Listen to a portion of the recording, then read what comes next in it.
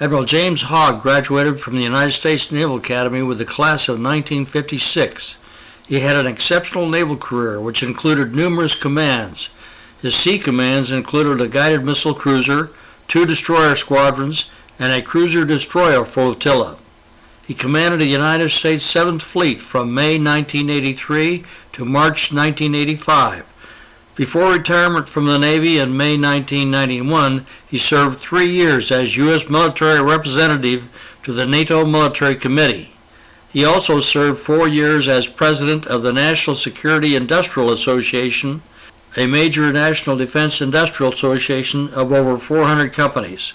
Admiral Hogg, in addition to the Naval Academy, is a graduate of the U.S. Air Force Air Command and Staff College and holds a degree of Master of Science in Business Administration at George Washington University.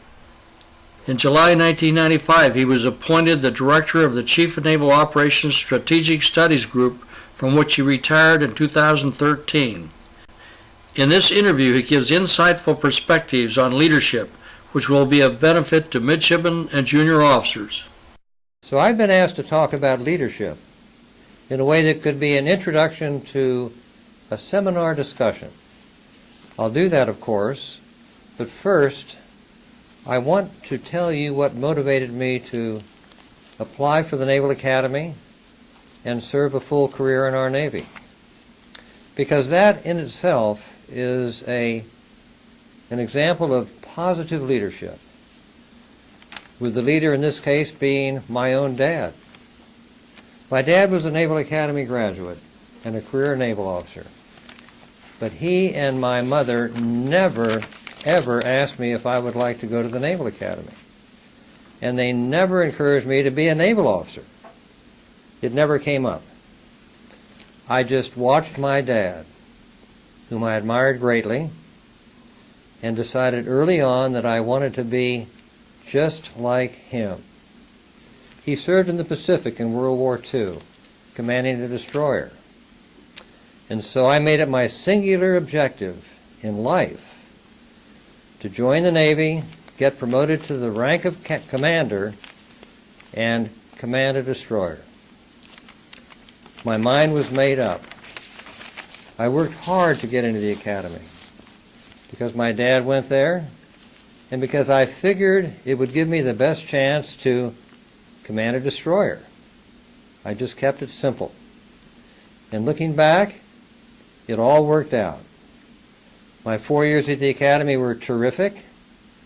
My decision to select a surface ship on graduation was easy, since I made that decision when I was 10 years old. And my commitment to the Navy in ships never wavered as I moved up in rank to command, guess what? A destroyer. All of this because of the impressions my dad made on me when I was a kid, which I now realize as an adult were really leadership talents that he expressed to me through his positive example. That's the power of leadership by example. All very positive, and the impressions last forever. So moving on, I'll focus my leadership comments today to an audience of midshipmen or junior officers, with the expectation that you will rise to serve in command in our Navy, both at sea and ashore. Right from the start, it is important for you to understand that leadership is not just what you do when you are in command. You will be leaders from the moment you arrive at your first duty station. As division officers, you will remain leaders until you depart the service, and most likely you will continue in leadership roles in the private sector as well. So now is the right time in your life to think about leadership, to work on it, and to make sure you get it right. Don't be nervous about it. That will only make it more difficult. Don't try to duck it. You cannot. It's your responsibility. Think about it in positive ways. Internalize it until it becomes part of your way of thinking, part of your way of life. You will only be better because of it, a better person. Do these things and rest assured, by the time you reach the command level, you will have complete confidence in your ability to lead. I say that with certainty, since your assignments, which are built into your career path, will have increasing levels of responsibility, with each level having its own set of leadership challenges. You'll learn and gain confidence through that process, step by step. And as you progress, you will be able to apply strong positive leadership in the right ways at the right times with consistency. Yet none of you will do it the same way. That's because leadership expresses the personality of the individual. It's that simple, and it's that complex. Simple, because it reflects your message to your people, a message that must be clear and direct. Complex, because your people will take your message aboard in a variety of ways, since everybody listens and internalizes what they hear differently. So what is leadership all about, really? There's a myth in the military that good leadership comes as a birthright. You can rest assured that good leadership does not come as a birthright. Although there are some people who are born with rather magnetic personalities.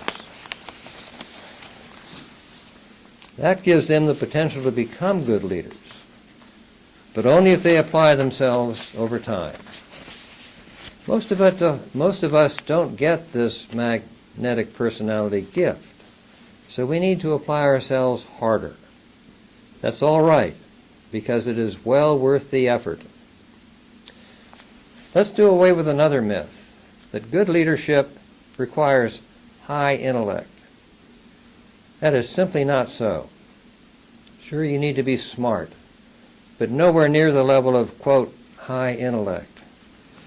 The combination of being street savvy, understanding your people, and having common sense is much more important.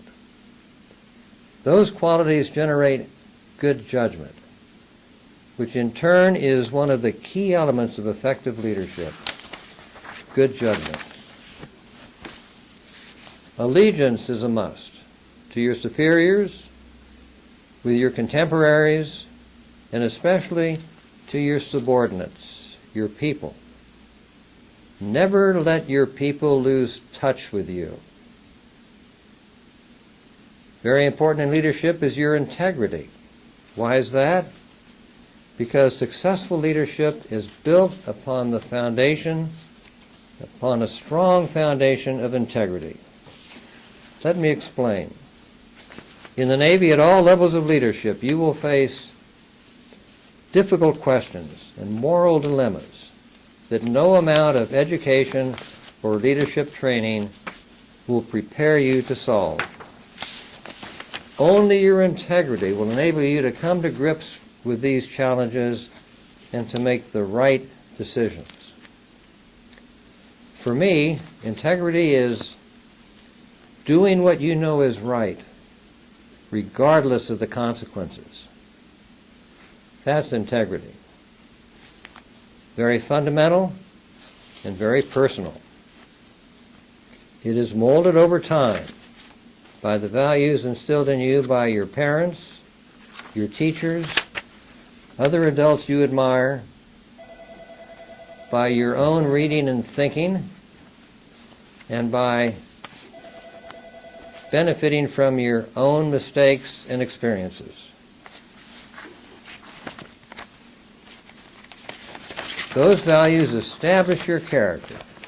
They drive your personal behavior, and they ultimately define your level of integrity, which, among other significant things, is your moral compass. Never forget that you have integrity at a pretty high level, or you would not be where you are today. And always remember never to let it lapse. Nobody can take it away from you. It is up to you to keep it or lose it, and you must hold on to it. Another personal trait I'm high on is persistence. In fact, it's probably my favorite, because persistence will take over when your natural ability is exceeded and carry you through to success. That's so important. Let me say it again. Persistence will take over when your natural ability is exceeded and carry you through to success. I know, because it has worked many times for me during my 57 years in the Navy. One more thing that makes a good leader is having confidence. Confidence in yourself. That seems obvious, but a lot of people don't think about it. Without it, you're nowhere. You're lost. In addition, confidence in yourself will instill confidence in you by those you lead. That's essential. Work on it by being totally professional, by applying yourself 100% to the task at hand, complete focus, by knowing your command, by knowing everything about your ship or your aircraft, and by knowing, showing interest in, and supporting your people. All of those are confidence builders. By mentioning people, I've opened up the most important aspect of leadership on purpose, because your people are the Navy. There is no alternative. Always try your best to understand your people, to get to know them, their strengths, their needs, their ideas. Listen to their ideas, their backgrounds, their weaknesses, and their value to the Navy and to society. Understand that your command's combat readiness is the absolute bottom line, while never losing sight of the fact that by far the most important element of your command's readiness is your sailors, officers and enlisted, without whom there would be no readiness. I'll close with some thoughts that I put together in a paper several years ago that I titled A Commanding Officer's Daily Prayer. You might ask why I wrote something like that. It was the wrap-up for a leadership article I prepared. It goes like this. I understand that the singular objective for me as a commander at sea is the complete readiness of my ship and her ability to win in combat. And I will always remember that by far the most important element of my ship's readiness is her crew, officer and enlisted. They are the Navy. Without them, we are nowhere. There is no alternative. It is my responsibility to train them, to prepare them mentally, to take them through arduous operations successfully, and to bring them home safely. So there you have it. Everything revolves around your people and preparing them to do their best. That is the leader's job. How well the leader does it is the essence of successful leadership. In closing, I wish you Godspeed in all your endeavors, and I want you to know it would always be my desire to serve with you somewhere, someday, especially at sea. Thank you.